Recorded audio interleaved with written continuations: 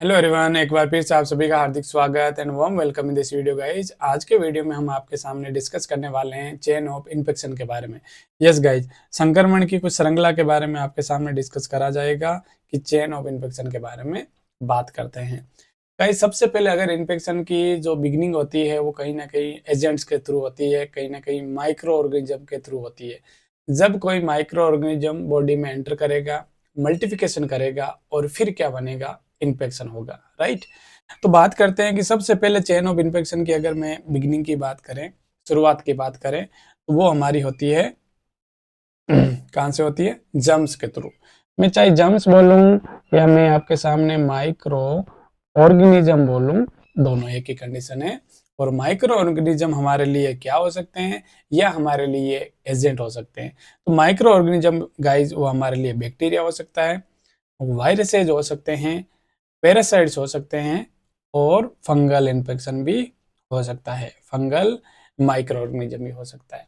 तो चार तरह के माइक्रो ऑर्गेनिज्म होते हैं जो इन्फेक्शन को क्या करते हैं, प्रोड्यूस करते हैं। चेन ऑफ इन्फेक्शन में सबसे पहले नंबर हमने बात करी जम्स के बारे में। जम्स का मतलब होता है कहीं ना कहीं माइक्रो ऑर्गेनिज्म, और माइक्रो ऑर्गेनिज्म वो बॉडी के अंदर इन्फेक्शन को प्रोड्यूस करने की, इन्फेक्टिविटी करने की क्या रखते हैं, क्षमता रखते हैं, पावर रखते हैं। और इन्हें क्या कह सकते हैं, एजेंट कह सकते हैं।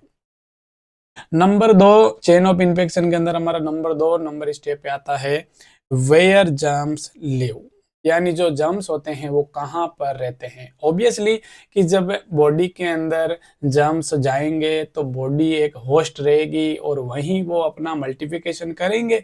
यानी रिजर्वोयर की बात होती है कि माइक्रो ऑर्गेनिज्म बॉडी में एंटर करने के बाद कहाँ रहेंगे। हाँ, वो सरफेस भी हो सकती है, खाना हो सकता है, पानी हो सकता है, ह्यूमन बॉडी हो सकती है। बात कर रहे हैं गाइज वेयर जर्म्स लाइव। हाँ जी, रिजर्वोयर कहाँ रहते हैं, जर्म्स माइक्रो ऑर्गेनिज्म कहाँ रहते हैं। तो ये बिल्कुल वो पीपल्स के अंदर, पीपल्स का मतलब कहीं ना कहीं होस्ट की बॉडी की बात हो रही है, होस्ट की बॉडी में रह सकते हैं। अगर मैं बोलूं हाँ एनिमल्स के अंदर हो सकता है, बिल्कुल कोई एनिमल्स है वो इन्फेक्टेड है तो एनिमल टू मेन है वो कोई डिजीज है वो स्प्रेड हो सकती है। यानी एनिमल्स के अंदर पेट्स हो गया, डॉग हो गया, कैट्स हो गया, रेप्टाइल्स हो गए, और मतलब कितनी कौन से भी कहीं ना कहीं एनिमल्स हो वो सब चीजें। वाइल्ड एनिमल हो सकता है, खाना हो सकता है, मिट्टी हो सकती है, सॉइल हो सकती है एंड वाटर हो सकता है। तो वाटर, वाटर के अंदर इन्फेक्शन के कुछ माइक्रो ऑर्गेनिज्म पड़े हैं और हमने उसी पानी को ड्रिंक कर लिया तो वो क्या हो सकते हैं, बैक्टीरियल इन्फेक्शन हमारे बॉडी में हो सकता है। मिट्टी से कहीं ना कहीं हम मिट्टी के कांटेक्ट में आ रहे हैं, मिट्टी में बैक्टीरिया प्रेजेंट है और उस मिट्टी से जो हमने हैंड वॉश नहीं करा और खाने के साथ वो हमारे बॉडी में एंटर कर सकते हैं, राइट। इसके बाद नंबर थर्ड की अगर हम आपके सामने बात करें, चेन ऑफ इन्फेक्शन में नंबर थर्ड आता है हाउ जर्म्स गेट आउट, यानी पोर्टल ऑफ एग्जिट की बात हो रही है। पहले तो हमने एजेंट के बारे में बात करी, एजेंट के बाद हमने कि जर्म्स कहाँ पर रहते हैं, रिजर्वोयर कहाँ पर होते हैं, तो हमने food, soil, water, human body, peoples यानी एनिमल्स, इन सब के बारे में बात करा। हाँ, इसके बाद बॉडी में तो रहते हैं, बॉडी में मल्टीप्लिकेशन करते हैं। क्या जिस बॉडी में माइक्रो ऑर्गेनिज्म डेवलप करेंगे, क्या उस बॉडी से दूसरे बॉडी में भी तो वो जा सकते हैं? तो वो कैसे जाएंगे जब वो बाहर आएंगे? सिंपल सी बात है, हाउ जर्म्स गेट आउट की जर्म्स है, माइक्रो ऑर्गेनिज्म है, किसी इन्फेक्टेड व्यक्ति से दूसरे हेल्दी व्यक्ति में कैसे जाते हैं, तब वो एग्जिट होंगे, तब जाएंगे।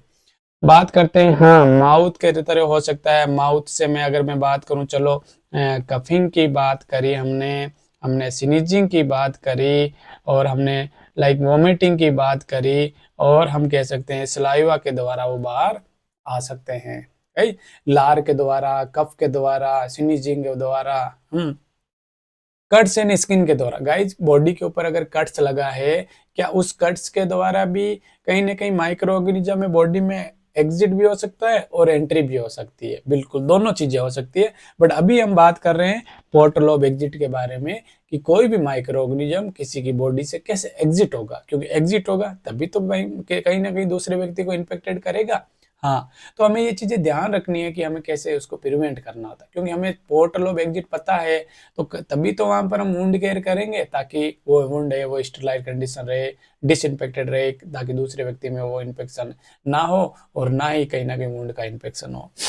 ड्यूरिंग डाइपरिंग की बात हो गई, टॉयलेटिंग की बात हो गई, स्टूल पास की बात हो गई, कहीं ना कहीं यूरिन पास की बात कर रहा है, स्टूल पास की बात कर रहा है, और कहीं ना कहीं सैनिटरी के बारे में बात कर रहा है। तो वहाँ से यानी कि देखो, लेबोरेटरी के थ्रू हो सकता है, यूरिन पास के समय हो सकता है, राइट।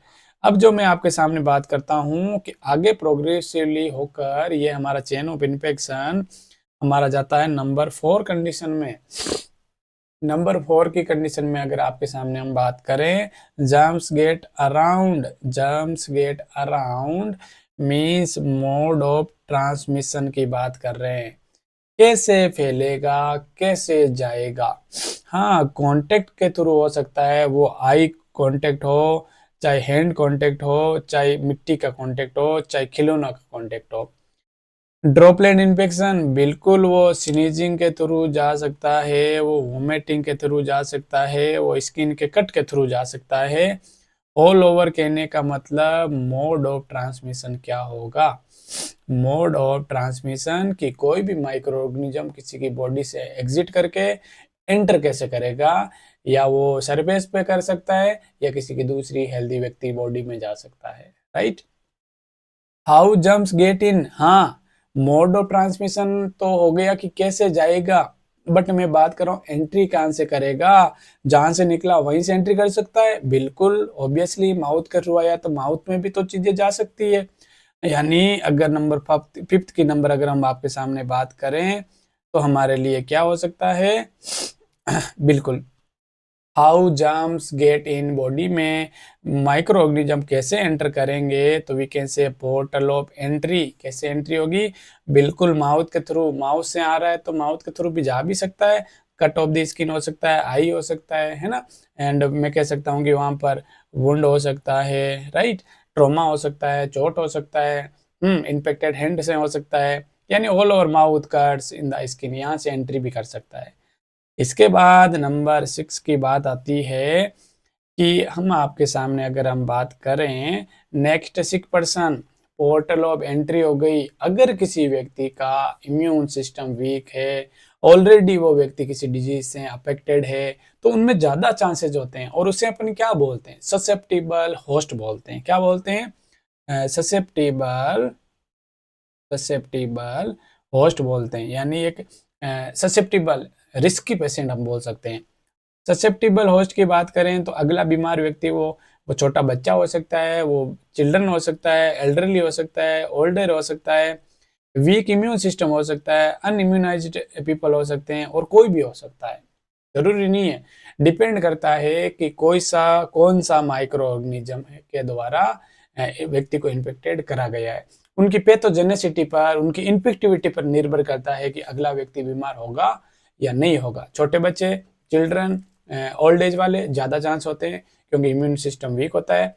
अगर वो एडल्ट हो, चाहे वो बच्चा हो, चाहे न्यूबॉर्न हो, अगर इम्यूनाइजेशन नहीं हुआ है, टिक्का नहीं लगा है, तो बिल्कुल वो बच्चा है वो बीमार हो सकता है। या ऑल ओवर वो कोई भी हो सकता है, depend on the patient condition, as हो सकता है, सेक्स हो सकता है, या मैं कह सकता हूँ कि इम्यून सिस्टम हो सकता है।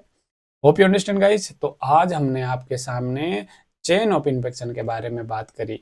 आपको समझ में आया तो वीडियो को लाइक करें, चैनल पर अगर आप नए हैं तो चैनल को सब्सक्राइब करें। Thank you so much.